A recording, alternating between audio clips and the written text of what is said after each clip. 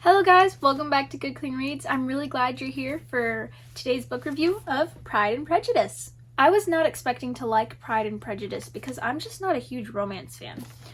I dislike it in general unless it's done well and in a God-honoring way and doesn't interrupt the plot of the story. I read Pride and Prejudice in 2020 for the first time because a friend had suggested it, and oh man, I was blown away by how much I liked it. I was just not expecting to enjoy this book that much. I have read it at least 3 times since, if not 4.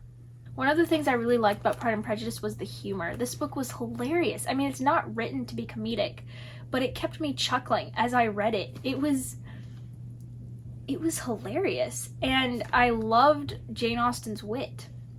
Another thing I really liked was the characters.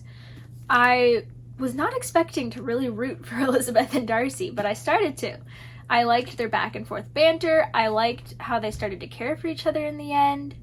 And I liked Jane and Bingley. Jane was such a sweet character to cheer on. And I really liked how Jane Austen just wrapped everything up with a really nice bow that just made the whole story like a feel-good, happy read. One thing that's nice is there really weren't that many content concerns really at all in this book. I'm just going to summarize them here because there really weren't that many and I don't think they need to be gone over in detail. If you do want detailed plus like a summary of the plot, you can go to my blog goodcleanreads.com. There should be a full summary there along with a detailed list of content concerns and actually a lot of other book reviews. So check out goodcleanreads.com. For romance, I mean, come on, it's Pride and Prejudice. The plot is centered around people falling in love. Lydia runs off with an officer she likes and the two of them live together for like 2 weeks before they get married.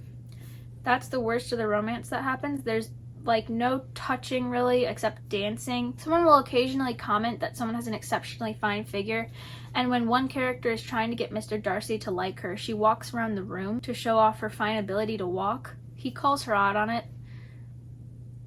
I would say the worst content concerns in the story is that the Lord's name is taken in vain a lot, mainly by I think Lydia, but it's at least 8 times if I'm remembering right. And then there's just a few other things to know. A few different card games are playing that I think involve lottery tickets and placing bets. I'm not really sure what exactly those games are, but it is said in the book that there's like lottery tickets and placing bets. Lydia is a great study for what not to do in this story, and in order to know what I mean, you'll have to read it. Mr. and Mrs. Bennet also weren't really great parents, and it's shown as something really sad. The book kind of points out in a way the results of a broken home and uninvolved parents. The characters gossip.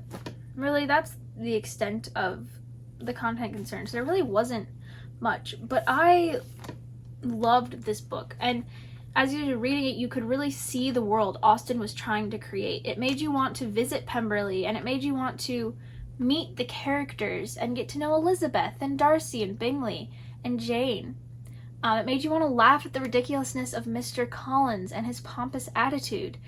And it made you want to roll your eyes with Elizabeth at Charlotte's crazy ideas of marriage. It was just, Jane Austen did a great job crafting this world and this story. I really enjoyed seeing how the 2 main characters both changed. Austen did a great job showing that and showing their change. I mean, even though this book is lighthearted, there's enough depth to cause you to think as you read it too. I think one of the times I read this book, I ended up staying up way too late to finish it. I mean, I loved Pride and Prejudice so much more than I thought I would.